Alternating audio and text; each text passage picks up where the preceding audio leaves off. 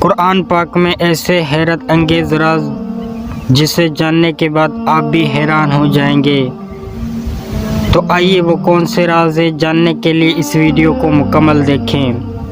قرآن پاک میں زندگی کا ذکر 145 بار آیا ہے اور موت کا ذکر بھی 145 بار ہی آیا ہے۔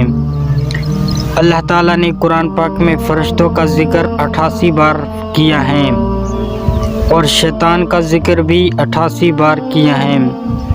اللہ تعالیٰ نے قرآن پاک میں دنیا کا ذکر 115 بار کیا ہے اور تحقیق کرنے کے بعد آخرت کا ذکر بھی 115 بار ہی آیا ہے۔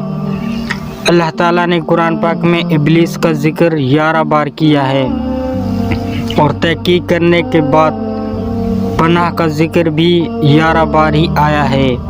اللہ تعالیٰ نے قرآن پاک میں مصیبت کا ذکر 75 بار کیا ہے اور تحقیق کرنے کے بعد شکر کا ذکر بھی 75 بار ہی آیا ہے۔ تو بے شک اللہ تعالیٰ بہت بڑی شان والا ہے۔